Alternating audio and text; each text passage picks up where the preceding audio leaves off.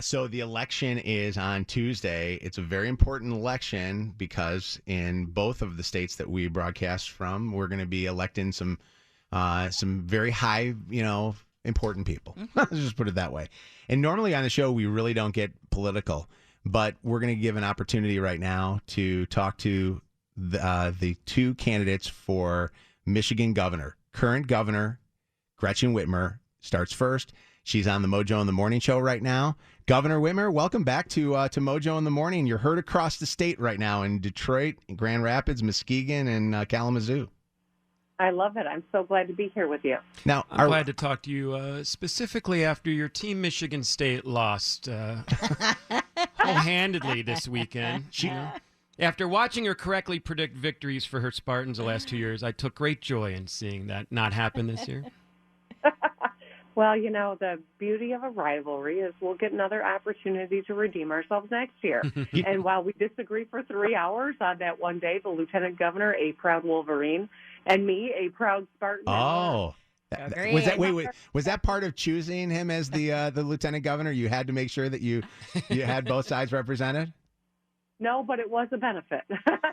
You know what? I'm going to start with that because that's actually a good point to bring up, and I have not heard you comment on this. But everything that took place in the tunnel after the game, where Michigan State players were seen on tape beating up a player from Michigan. Now we have 8 players that Michigan has suspended, and obviously there's an investigation. What are your thoughts on that? I know that Coach Harbaugh from the Wolverines has said that he wants to see prosecution. What are your thoughts? Well, I think it's important that there's accountability, and it looks, I'm not I'm not involved in the investigation. I don't know all of the different facts that they are taking into account, but I'm glad to see accountability. I think that it's unacceptable, and we have to take these things seriously. I think in America today there is people get too short a fuse and are too quick to go to violence, whether it's in politics or it is in any other part of our lives right now, and it's not acceptable. Is accountability suspension by the Big Ten, or is accountability, do you think legal prosecution should happen? I think the facts have to determine that, and I don't know that any of us right now have all the facts, but yeah. I do think that accountability is important, and if the facts merit the criminal accountability, that would be appropriate. This past term that you have served hasn't been an easy one, has it? I mean, you get elected to become governor and you think to yourself, oh, this is great. This is my dream position that I would like to have. And then COVID comes and hits us in a huge way. And I'm wondering, over the last 4 years, just for you to reflect a little bit on what you've had to face, but also reflect on and maybe answer a question of, would you have done anything different over the last 4 years? Well, first let me say this. I think leadership is about getting the facts and making the hard calls. And certainly we have had more than any other governor in Michigan history in terms of crises to navigate this state through. It has taken a toll on every single one of us, from the polar vortex to the global pandemic to 500-year flooding events, one of which was so bad necessitated evacuating 10,000 people out of Midland in the middle of the night, to a school shooting, to all the threats against me and my family. And I think throughout it all, we have stayed focused on getting the best information we can, moving fast, because lives were on the line, especially in the early days of the pandemic. Your listeners in the metropolitan Detroit area, probably every one of them knows someone who died of COVID in those early days when the hospitals were full and we had to do global work to just get masks to keep our doctors and nurses on the front line. It has been hard, and this was a new virus we didn't know a lot about.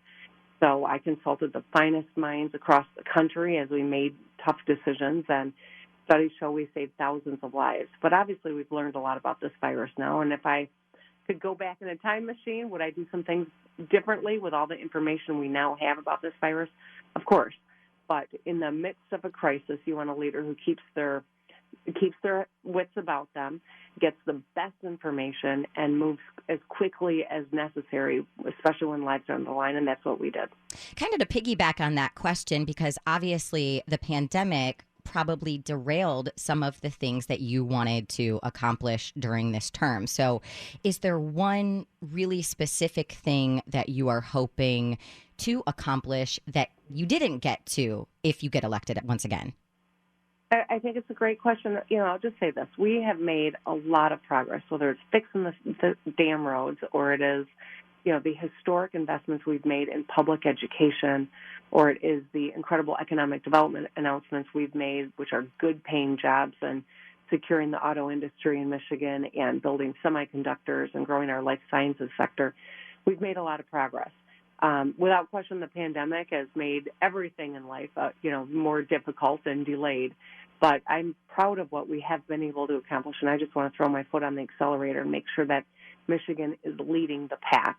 We are on the move now. We can't afford to go backwards. We got to win this decade, or we run the risk of getting left behind for a generation, and that's not acceptable. And that's why I stay focused on what matters and solving problems and working with anyone who wants to solve those problems. I'm eager to do that.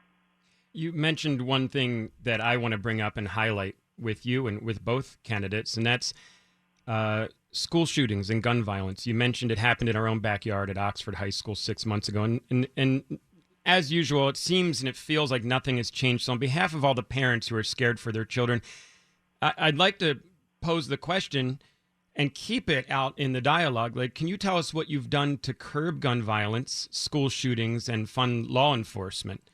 And I'll ask the same question to the next candidate on what they plan to do. Sure, absolutely. Well, I got to tell you, as a public school parent, as a former prosecutor, and as the governor now of this great state, you cannot talk about crime without talking about guns.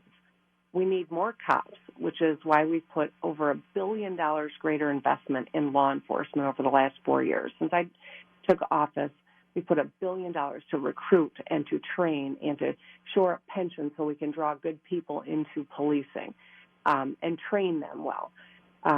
But we also have to take action to keep guns out of the hands of people who shouldn't have them. And I'm not talking about hunting. I'm not talking about the average gun owner. What I'm talking about is just simply a secure storage law, like the families of Oxford have been lobbying for, background checks and red flag laws. These are simple things that we could do that have been proven to curb gun violence, because in this country and only this country, the number one killer of children is guns. It's unacceptable. It's infuriating. And so we've gotten some budget work done that will help schools, build facilities that can keep their kids safer. But ultimately, if you're not talking about some common sense gun control, common sense like gun safety measures, then you're not actually serious about solving the problem. And my opponent has proposed more guns in schools. She says the best case scenario is a shooter to shoot the shooter. I say the best case scenario is preventing that shooter in the first place. Governor Whitmer on with us this morning, and we're going to talk to, obviously, like you just said, your opponent, Tudor Dixon, in just a little bit. I just read a poll, because I'm shocked at how close some of these elections are. Mm-hmm. Your election, the polls initially showed you in a drastically large lead, like it was pretty much over with a month and a half ago as far as the lead was concerned. It's much closer now. They're saying that it's moms that are going to be the ones that are going to be coming out to vote on Tuesday. And not all those moms are coming out to vote, they're saying, Democratic. Some of those moms are going to come out and vote Republican. That's why they're saying that this is going this way. Those moms were upset by a lot of things. One of them was they felt like their kids were kind of left behind. This morning, there's a story that just came out that says that college freshmen, the kids of the pandemic, they're being called, are flunking out at a historically high rate right now, their first semester of school. And it's because they weren't in school. Some point to politicians for the reason they weren't in school. And I know that you got kind of pointed at with the last debate that you had. Your thoughts on that? You want to defend yourself against that? Did you keep the kids out of school and that's the reason why these kids are struggling so much? Or was that not on you? Listen, here's the deal. I've got kids in college right now. I've seen it in my own children, how hard the pandemic has been on their, everything from their, ability to engage with their counterparts, their socialization, their mental health. It's real. It's universal, too. It's not unique to Michigan. This is a problem that this generation is confronting because of a global pandemic. In the midst of the pandemic, when the numbers were so bad, our public health experts were suggesting that we should get kids out of school. And it was the basis for that was in 1918, we had the last big global pandemic, and it disproportionately killed children. And my thought was, of course, as a mom, as a parent thinking about the kids of Michigan, we needed to keep them safe. And if this virus was anything like that one, losing a huge proportion of our children is just a heartbreaking thought. And so we did take kids out of school. Under my orders, it was for 3 months. My opponents accused me of keeping kids out of school for 2 years. That's just not true. I attempted to correct the record. They're still trying to spin it against me. But the fact of the matter is, we can debate what happened 2 years ago, or we can focus on rolling up our sleeves and supporting our young people with mental health supports, with financial supports, with individualized tutoring, which is all a part of the budget that I've gotten done and the work that I will continue to do as governor. My opponent, on the other hand, during the worst part of COVID, was spreading conspiracy theories that a vaccine might carry the mark of the beast. She said that the vaccine might have trackers in it. She said COVID couldn't hurt children, which is a horrifying thought. As we know, a lot of children were impacted by COVID. So had she been governor during that period of time, we would have sustained a lot more loss of life. And at the end of the day, protecting lives during the middle of a crisis has got to be a leader's primary focus, not a secondary focus, and that's exactly what it was as we navigated through these global circumstances. I know we have to wrap up right now because of you have a hard out right now, but last question I want to ask, because this was asked to one of the other governors, I think it was DeSantis down in Florida. If you are elected, will you finish all 4 years, or will you run for president or be, going to Washington? No, I plan to serve all 4 years if I'm fortunate enough to earn a second term. I'll continue to fund our kids' education. I'll continue to promote and try to get some gun safety measures done to keep our kids safe. And I will continue to try to be the kind of leader that respects and protects all people, no matter who they are, where they come from, or how much money's in their pocket. Fighting for reproductive rights and voting rights will continue to be center of the work that I will do. And most importantly, the topic when you were on hold that we were discussing, will you put a cap on the permitted number of decorative pillows that should be on a bed for married couples? How many do you have on your bed right now, Governor? Listen, you know what? That is your privacy rights, and I'll... Governor Gretchen Whitmer, thank you so much for joining Mojo in the Morning today. We appreciate you so much. Thank you. Have a great day, and make your plan to vote, everybody.